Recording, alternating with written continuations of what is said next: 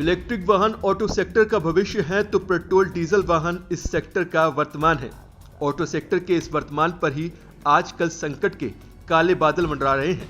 इन्हीं बादलों को हटाने के लिए केंद्र सरकार ने ऑटो सेक्टर के लिए पीएलआई स्कीम को लागू करने का ऐलान किया है।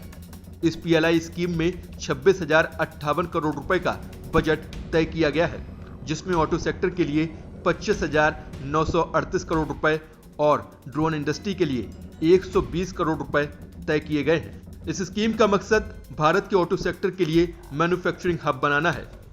ऑटो सेक्टर को 26,058 करोड़ रुपए का यह इंसेंटिव अगले 5 सालों में दिया जाएगा। इस स्कीम की घोषणा करते हुए केंद्रीय मंत्री अनुराग ठाकुर ने कहा है, इस पीएलआई स्कीम से एडवांस्ड ऑटोमोटिव टेक्नोलॉजी प्रोडक्ट को लेकर स्वदेशी ग्लोबल सप्लाई चेन डेवलप करने में मदद मिलेगी। इस स्कीम का फायदा मौजूदा ऑटो कंपनियों के अलावा उन कंपनियों को भी मिलेगा जो फिलहाल ऑटोमोबाइल या फिर ऑटो कंपोनेंट मैन्युफैक्चरिंग बिजनेस में नहीं है। पीएलआई स्कीम में जो एडवांस ऑटोमोटिव टेक्नोलॉजी को इंसेंटिव किया जाना जो इसमें प्रस्तावित है,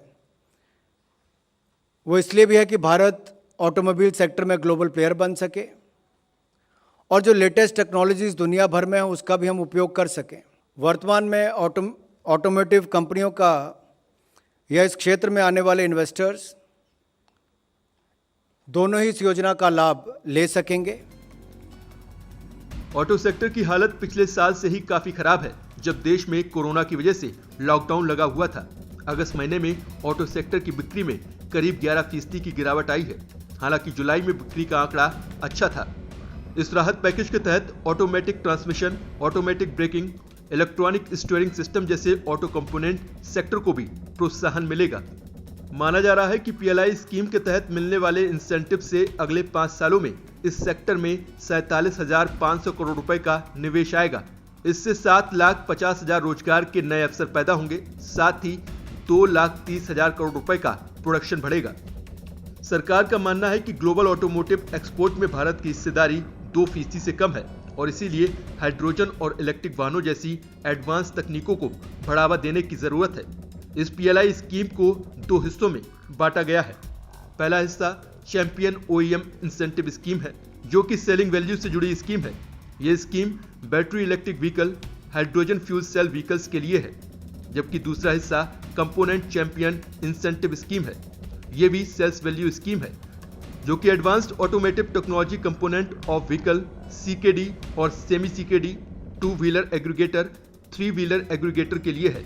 इसमें पैसेंजर्स व्हीकल, कमर्शियल व्हीकल और ट्रैक्टर भी शामिल है।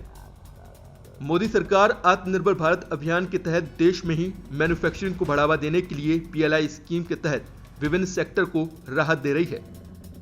जानकारों का मानना है कि सरकार के इस कदम का सबसे पहले फायदा इलेक्ट्रिक कार बनाने वाली अमेरिकी कंपनी टेस्ला उठा सकती है। पीएलआई स्कीम के प्रोत्साहन से टेस्ला भारत में अपनी इलेक्ट्रिक कारों के प्रोडक्शन की शुरुआत कर सकती है। टेस्ला ने यह भी मांग की है कि भारत सरकार इलेक्ट्रिक वाहनों पर इंपोर्ट ड्यूटी में कटौती करे। हालांकि अभी सरकार ने इस पर कोई फैसला नहीं लिया है।